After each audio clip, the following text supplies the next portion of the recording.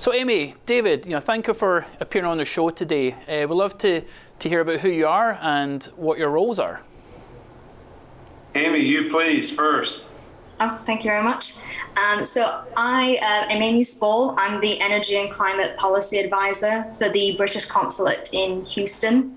And my role over the past couple of years has been engaging with states, cities, businesses, kind of all subnational actors and the federal government on the UK's climate objectives. So really trying to engage with the stakeholders here to reach the goals that we wanted to from the US ahead of COP26.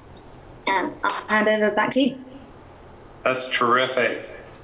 And Stuart, I'm David Baldwin. I am the co-president of SCF Partners, which is a private investment firm, private equity that invests in energy technology and services and products all over the world.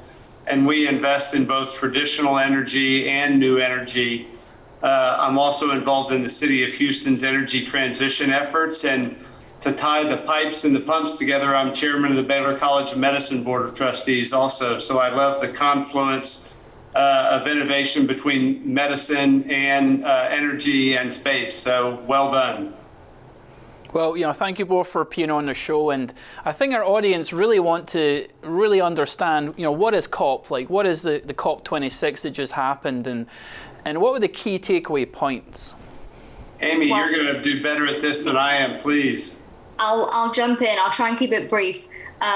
So the kind of main takeaway, and I'm sure everyone's kind of seen the news, was yes, we didn't quite reach 1.5, but we kept it alive. So according to the IEA, with all of the new commitments made up to COP and at COP, we're now looking at a 1.8 degree temperature increase. And so it's not quite 1.5, but I think we've come a long way. Before the UK was president, it was previously estimated to be a 2.7 degree increase. So just to give you a bit of perspective, how close we've kind of brought it down. And so we've also achieved 90% of the world economy is now covered by a net zero agreement. And so 153 countries came forward with nationally determined contributions relating to these net zero commitments. Before the UK took the work towards the presidency a couple of years ago, again, it was at 30% of the global economy at a net zero commitment. So again, just a bit of perspective on the kind of work we've now achieved. And what came out of COP26, there were lots of different agreements and pledges, but specifically the Glasgow Climate Pact. So that was 197 parties agreeing to strengthen their targets and come back in 2023 for one, so we can achieve that 1.5 degrees. And that was one of the aspects of the Glasgow Climate Pact, and also to double climate finance for adaptation from 2019 by 2025.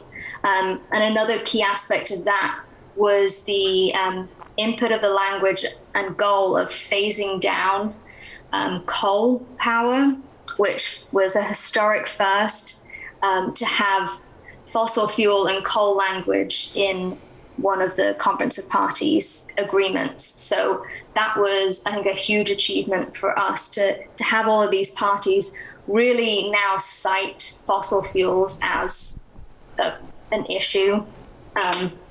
And they also agreed the Paris rulebook, which is how the Paris Agreement is implemented, and the specifics that were agreed at COP were really the kind of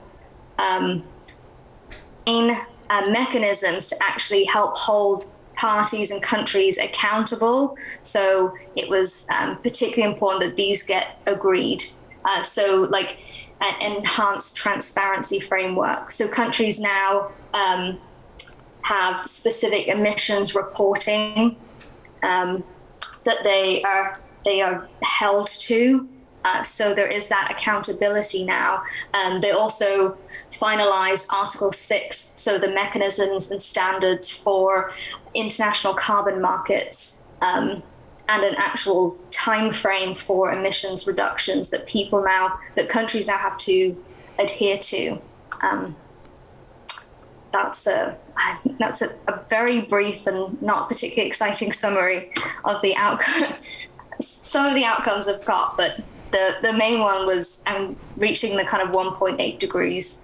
And I think now getting that global momentum to reach these climate targets now, I think, has definitely been increased.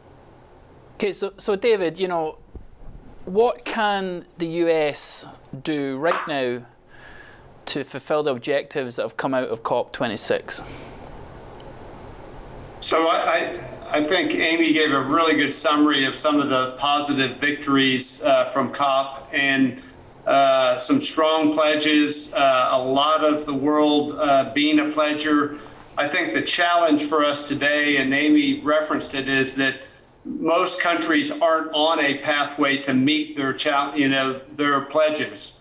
And I think it's somewhere like 10 to 15% of all the pledges, they're actually with a plan and on a pathway to meeting those pledges. So CO2 emissions continue to go up when the pledges mandate that they go down.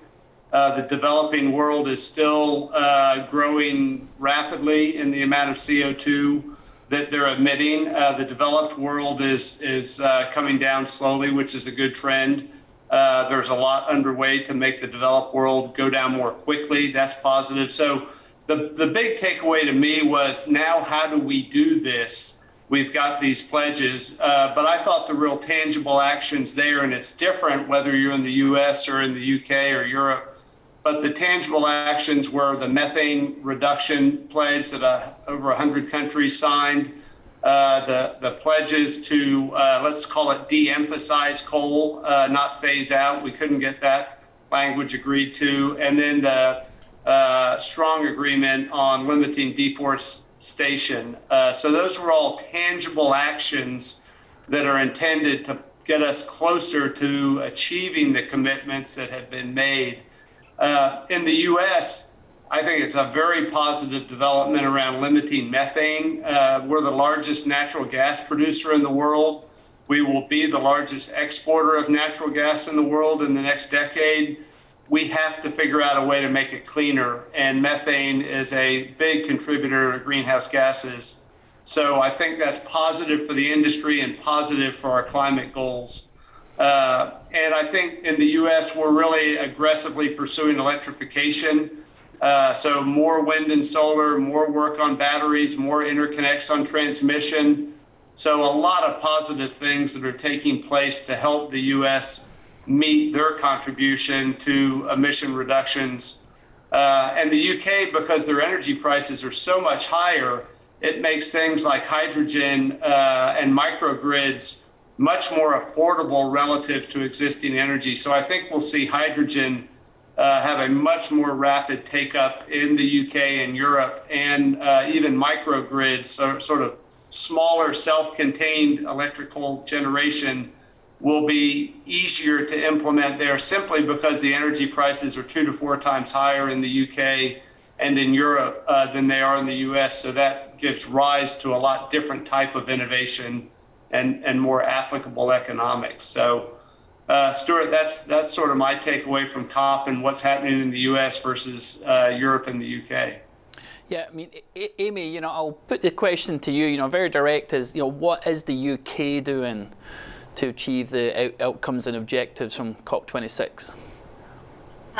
Well, that's a very good question. So now we are the presidents of COP26, and in the lead up to that, we did set out a number of international frameworks to help deliver after on the ambitions that we've set. One example would be the Breakthrough Agenda, which I think really is looking at the kind of innovation, focusing on innovation and solutions that are affordable and scalable in the highest emitting sectors. So as part of the breakthrough agenda, it was 40 countries committed, which account for 70% of the global GDP, endorsed the breakthrough agendas, and they focus on power, steel, road transport, and hydrogen. And so this is one example of bringing, which is a goal of COP26 was collaboration. So it's actually supporting technology that can be implementable, but more attractive than the actual fossil fuels that would be used otherwise. And I think another example, and David mentioned deforestation, and so we had the FACT dialogue, which was the countries, production and consumer countries in agricultural commodities, bringing them together in to reduce the impact on forest. And so that was another initiative led by the UK that will actually involve a delivery, so less deforestation. Got it. Sorry, there are a number of other ones, but I'll not bore you. So I think we're going to hear about some more of those today at this show.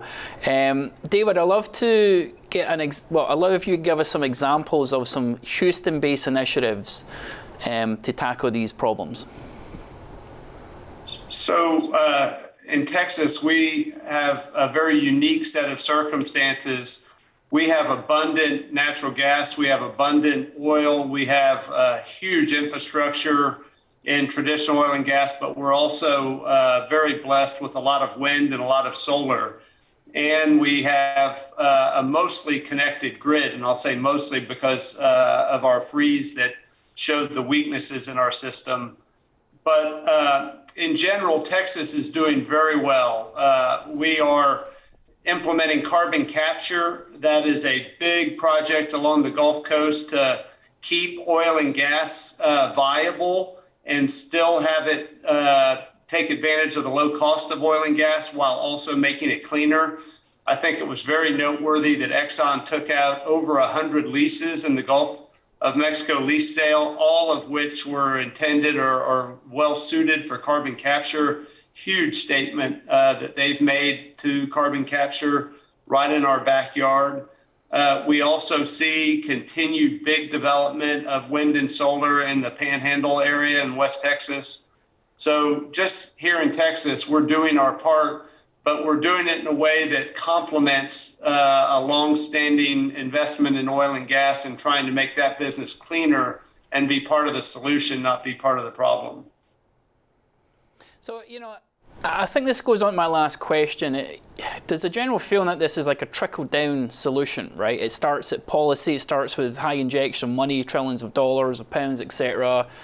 That leads to this, to that. But what can the public do right here, right now, to start tackling this problem? Amy, do you want to take that one? Sure. And yeah, it's a question that I feel like I always get. What can everybody do? And I think it can be very, very daunting, this enormous global problem. And I think that's the actual key, I think, to unlocking, reaching these solutions is enabling the just everyday person to show how important it is to make those kind of sustainable decisions. Because, I mean, especially here in the US, the consumer has such power to drive the market. And if they can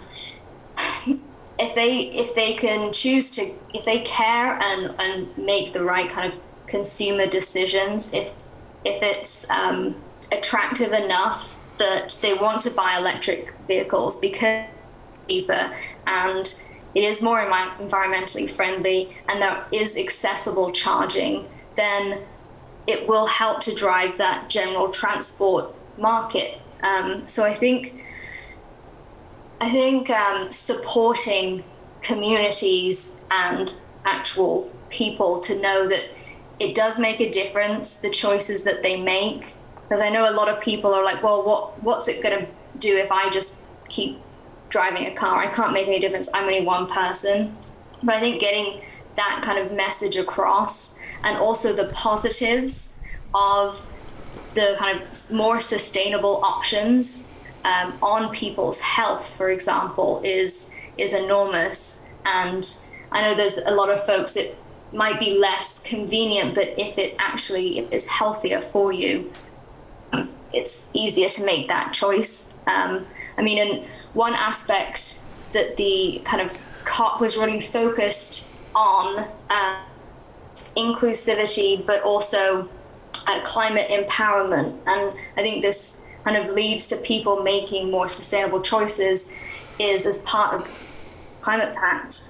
They were working on advancing climate education and training, public awareness, participation.